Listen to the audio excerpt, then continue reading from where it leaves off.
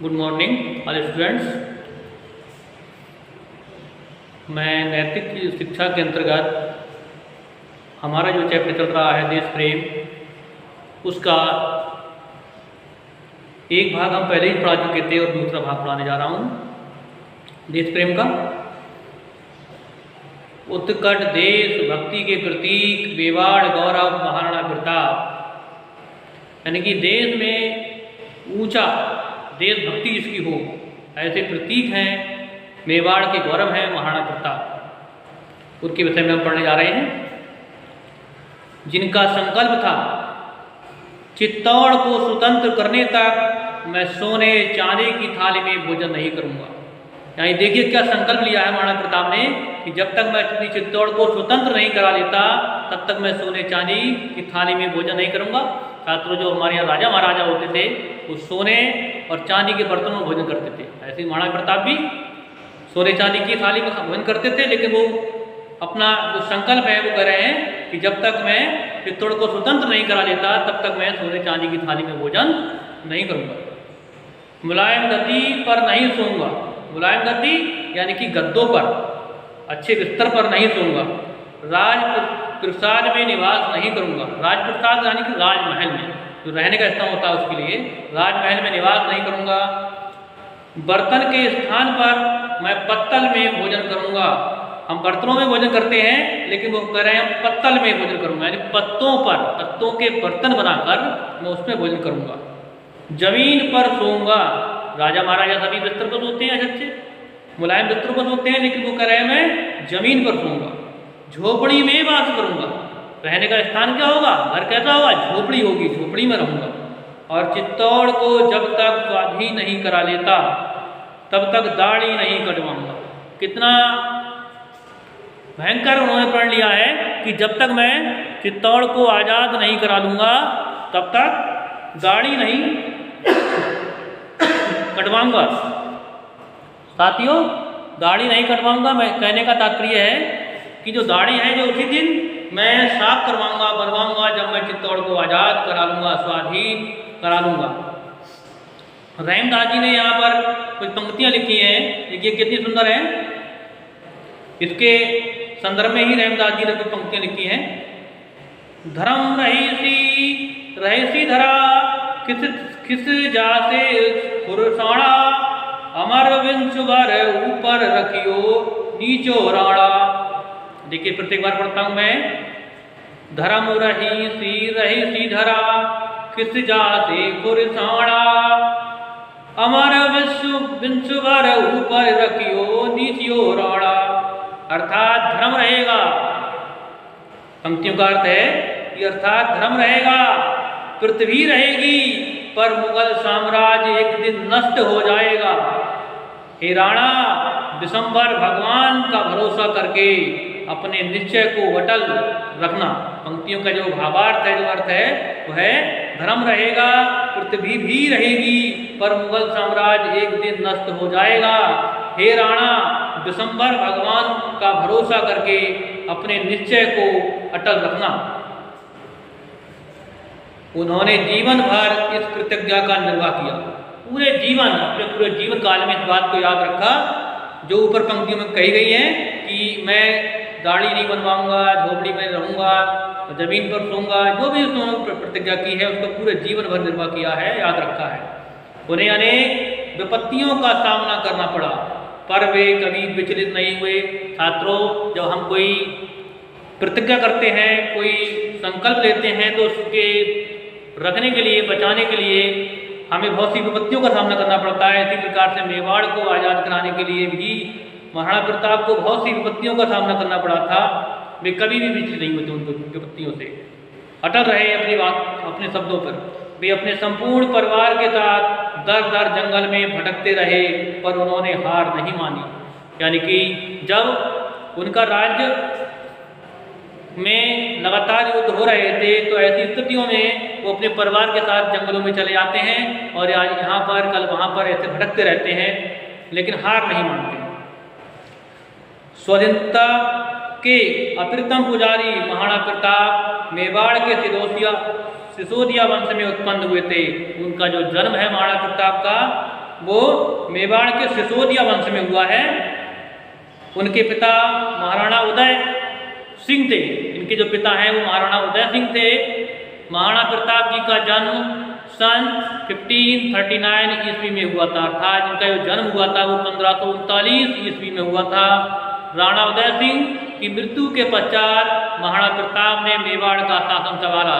जब राणा उदय सिंह की मृत्यु हो जाती है उस समय उसके बाद जो उत्तराधिकारी होते हैं वो महाराणा प्रताप होते हैं, वो ही उस राज्य को संभालते हैं। राणा उदय सिंह के समय दिल्ली में मुगल बादशाह अकबर का शासन था। जब राणा उदय सिंह का समय था, जब उनका शासन चल रहा था, तो उस समय हमारी जो दिल्ली है, दिल्ली में जो शासन चल रहा था वो मुगलों का चल रहा था, जिसका नाम था मुगल बादशाह अकबर। अकबर ने एन केन प्रकारेण राजपूत राजाओं से मित्रता स्थापित कर भारत का चक्रवर्ती सम्राट बनने का सपना संजोया था। जो अकबर था उसका एक सपना था कि मैं चक्रवर्ती सम्राट बनूं, और इसके लिए मुझे करना होगा जो राजपूत राजाओं हैं उनसे मित्रता स्थापित करनी होगी, चाहे मुझे कुछ भी करना पड़े, कोई भी तरीका अपनाना पड़े। अर्थात अकबर ने एन केन प्रकारेण सभी प्रकार के तरीके अपनाए मित्रता करने के लिए। राजपूताने के राजा मानसिंह जैसे अनेक राजाओं ने अकबर के झांसे में आकर उसकी अधीनता स्वीकार कर ली थी। हमारे राजपूत वंश में कुछ ऐसे राजा भी हुए, जैसे यहाँ एक नाम आ रहा है मानसिंह का, और भी कई राजा थे जिन्होंने अकबर की अधीनता स्वीकार कर ली थी उसकी बातों में आकर। केवल मेवाड़ का राजकुल ही ऐसा था जिसने मूलों से हमेशा लोहा लिया, यानी कि मेवाड़ का जो शासन था, चाहे उदय सिंह रहे हों या महाराणा प्रताप रहे हों, ये लगातार मुगलों से लोहा लेते रहे, उनका सामना करते रहे हैं।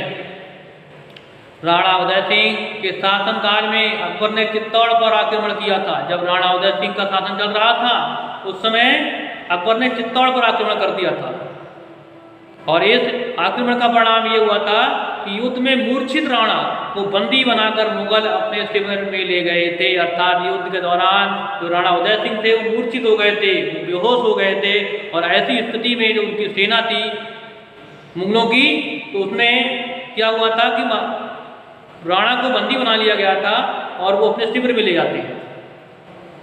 तब उनकी पत्नी वीरांगना वीरा ने, नाम दिया गया है वीरांगना वीरा ने, दल और बल के सहित शत्रु शिविर पर धावा बोलकर राणा को मुक्त कराया था। देखिए कितनी वीर महिला थी, वो पूरे दल बल के साथ जो शत्रु का शिविर था उस पर धावा बोल देती हैं और राणा को मुक्त करा देती हैं।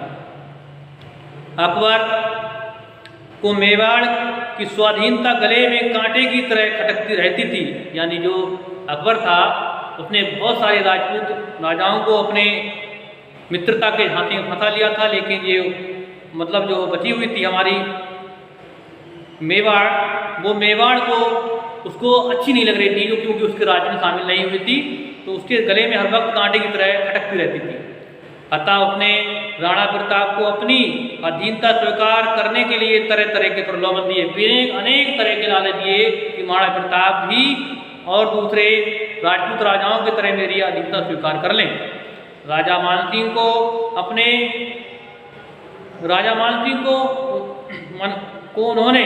उन्हें मनाने भेजा, पर राणा प्रताप अपने संकल्प पर अडिग रहे। जो राजा मानसिंह थे, राजपूत राजा थे, उनके लिए अकबर ने भेजा कि जाओ तुम राणा प्रताप को किसी तरह से मना लो और उसे भी हमारे राज्य में शामिल करा दो।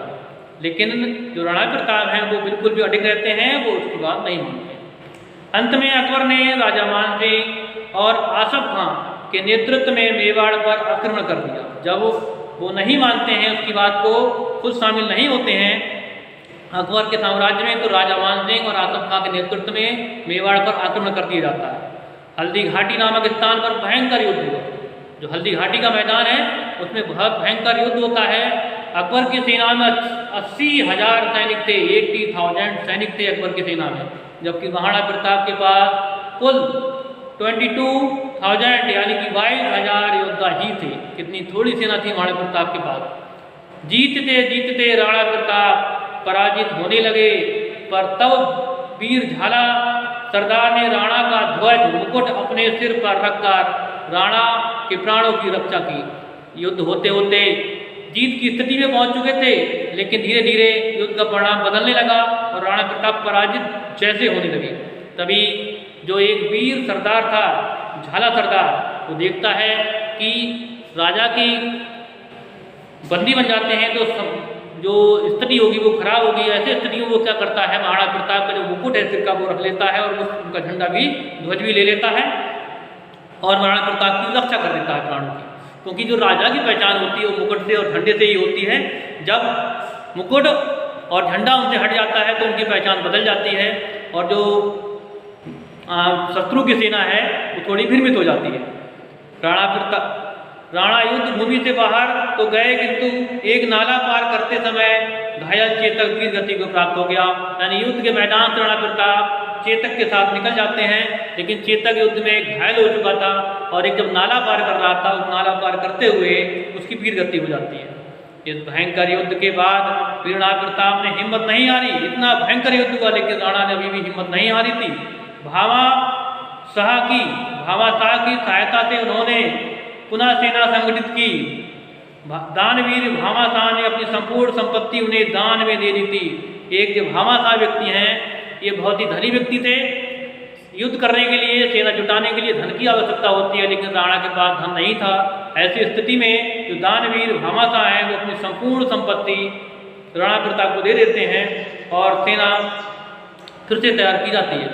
नवगठित सेना की सहायता से महाराणा ने मुगलों के साथ फिर से अनेक युद्ध किए और चित्तौड़, अजमेर और मंडलगढ़ को छोड़कर सारे मेवाड़ को पुनः अधिकार में कर लिया है। दोबारा सेना संगठित की जाती है।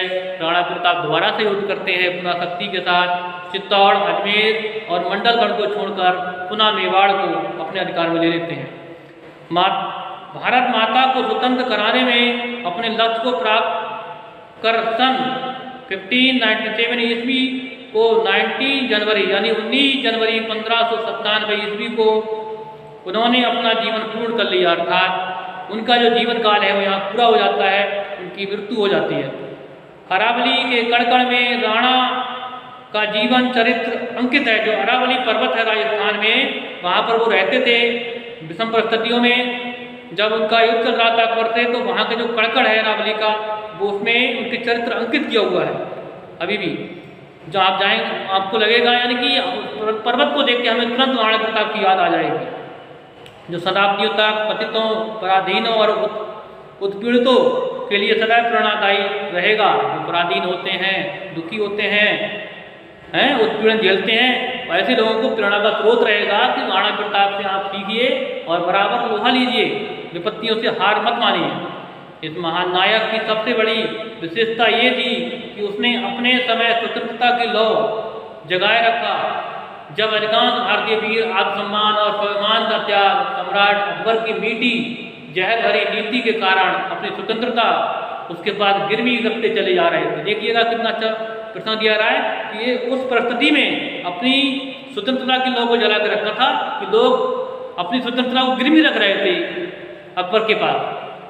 उन्होंने अपने दृढ़ चरित्र बल से ये सिद्ध कर दिया कि मातृभूमि की स्वतंत्रता के समक्ष कोई भी कष्ट या दुख बड़ा नहीं है। अर्थात जो मातृभूमि है उसकी स्वतंत्रता के लिए हमें ना तो कोई कष्ट से डरना चाहिए, ना ही किसी दुख से डरना चाहिए। इसी के साथ में ये चैप्टर यहाँ समाप्त हो रहा है, देश प्रेम। तो मैं अपनी बात कहीं विराम करता हूँ। जय हिंद, थैंक यू।